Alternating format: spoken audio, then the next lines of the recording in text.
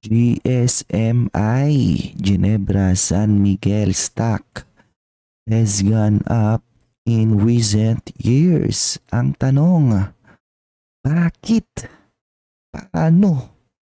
Para naman siyang yung hinahanap lagi ng mga madaming retails. Wala naman siyang good news. Wala naman siyang catalyst. Diba? Pero umakyat pa rin siya. This is the subject for today's TRFM before the fact. So, bakit siya umakyat? Well, obviously, based on my, again, personal opinion, umakyat siya because of the company's fundamentals and valuation. So, GSMI is a company na nag-start ko siyang i-track, generate ng one-pager analysis. Available to all the sponsor of my channel. Check the pinned comment. Na dati, nung ina-analyze ko siya, sabi ko noon, undervalued. And I remember clearly may mga nag-comment at hindi, ang layo na lang pinanggalingan niya eh. Ang galing na yun ng 20. So malamang sa malamang, kukorek pa yan, di ba? Ganun yung sinasabi dati. Fast forward today, hindi na siya nag-correct, no? Nagtuloy-tuloy na siya. Papuntang, at high as, 300. Na para sa akin, GSMI is one of those, high quality business na nandyan sa, PSE. And syempre, nagbe-benefit siya sa mga, mga mangiinom na mga Pilipino. Diba? Na minsan, yan eh. Inihalin tulad siya sa gambling, no? Ayoko siya alak stock kasi bisyo yan eh, parang gambling. Ha? Bugok ka ba? Gambling is gambling. Alak is alak. Magkaiba yun.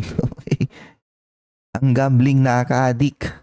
Nakasira ng buhay. Ang alak, nagpapasaya ng, papasaya ng gabi. Di ba? Nagpapabuhay ng mga okasyon. Ano yun? Nagsasabi yung alak-alak masama. Anyways, dati din pala, nung nandito yan, maliit pa lang siya na business and then nag-appreciate siya ng appreciate until recently, na-promote na siya into the, to the mid-cap index. I think, may potential to na eventually promote into the main index kapag continuous yung kanyang growth momentum. So 2022, as early as September 2022, ginagawan ko na to ng one-pager analysis. September of 2022, andito lang siya 100 pesos trade. Undervalued, di ba? Pag flat, yung maging growth niya, 120. Di ba? Around 120. Obviously, eventually, tinarget niya yun, Ayan, And long-term target of 240 na fast forward today, nabutas niya na yun. Di ba? And then, syempre, December of 2023, continuous pa rin yung growth ng business. Talagang siya, very dominant on the, alak industry. So, December of 2023, dito lang siya, 160, 160, 165, ganon. And still undervalued, 187, yung aking bargain price, Eventually, tinuhog niya, di ba? Doon siya previously nag-tap. Nag-correct, nagpahinga, and then sa kanya, bumelo lang sa kanya, binomba ulit. And kapag nag-grow siya, kahit mid-single digit lang, 222. Dito pa yan, fast forward today, binutas niya na yan. Nakikita niyo kung saan, gumagawa ng support, gumagawa ng resistance yung mga doon talaga galing ko talaga Malupit talaga ako malupit sumamba And then, long-term target kapag strong double-digit growth, 355 na wala pa siya doon. Pero, parang nakita ko na to no? Mga ganitong galawan na nagpapahinga. Parang nakita ko na to ah. So 355 dito ba yan, no? That's additional ano at 20% upside. Eh syempre 2023 lang yun. 2024.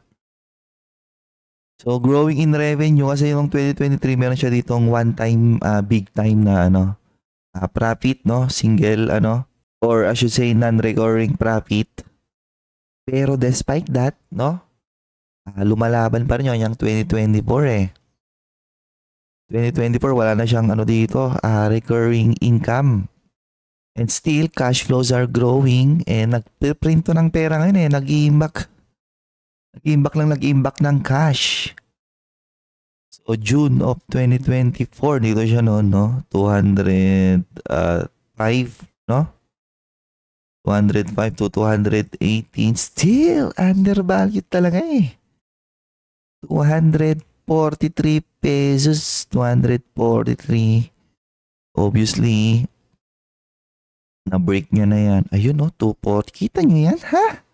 Ba't ganun? Di ba? Doon gumagawa ng support yung aking mga pair value before the fact. Okay? Sabihin nyo, ngayon ko lang na-generate to. Matagal ko na itong na-upload sa aking Google Drive. Accessible to all the sponsor of my channel. And pag mag-grow siya, mid-single digit 278 na, ayun no. Diba? Yan na naman siya malapit. Gumagawa ng parang support.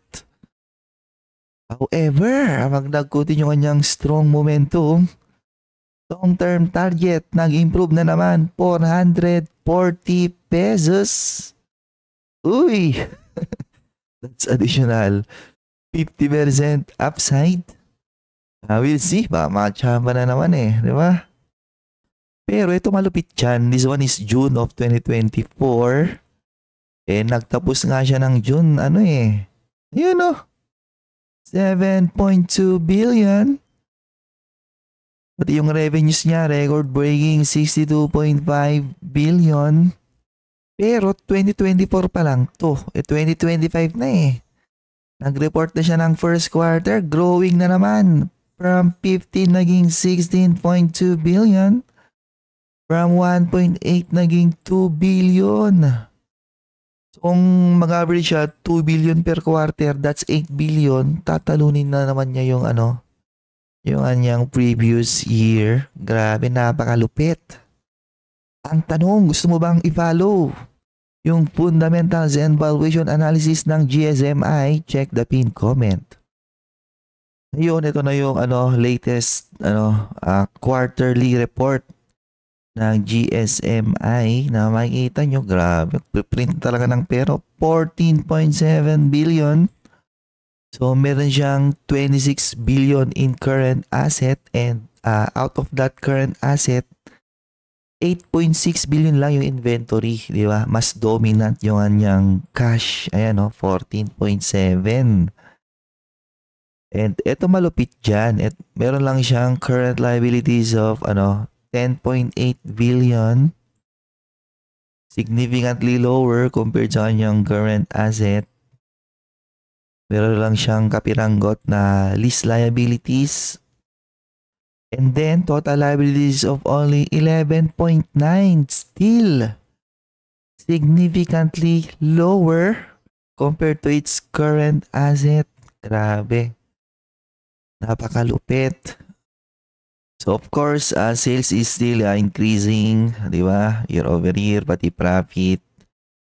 And syempre, cash flows, still a very cash flowing business. So 4.5, 3.2, pero kasi ito? Per quarter kasi ito, so malalaan mo yan throughout the end of the year. And for sure, naman yan eh. Record-breaking cash flows na naman yan. So, kukundi siya mag-capex recently. Pag medyo nagdahan-dahan siya mag-capex, pero growing pa rin naman siya, di ba? Baka pwede niyang taasan yung kanyang dividend payout na parang yun nga yung nangyayari, di ba? On recent quarters, tataas na naman siya ng kanyang dividend. So, last year, dalawang 1.5, this year, ano na eh, ginagawa na niyang 2.5 yung isa. Saka isang 1.5. Paano kung gawin niyang dalawang 2.5 yan? Di, mas maganda naman yun, di ba? Ito pala actually yung nilaki niya 0.75 tsaka 1.75. Ngayon ano na 2.5 plus 1.5. Pwede pa siguro magtaas ng ano ulit no? Third and fourth quarter, di ba? Pag continues yung growth ng business na to. So ito yung nilang press release recently. SMI Q1 earnings up 11%. So double digit pa rin talaga, no? So 11% increase in net income, revenue, 8% increase. Operating income also improved 8%. EBITDA double digit 11%. So GSMI surpassed 50 million cases sold for the first time. Grabe no, manginom talaga, and gained a larger share of the local liquor market. So mas lumalaki daw yung pa niya, yung kanyang reach, yung kanyang market share sa mga mangiinom. For the full year, the company achieved a record net income of 7.3 billion.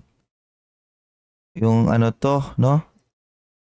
Yung 2024 para ito yung tinutukoy niya rito. So ito yung sinasabi kong one-time gain na nangyari noong 2023. Pero despite that, diba? Dahil malupit siya na business, no?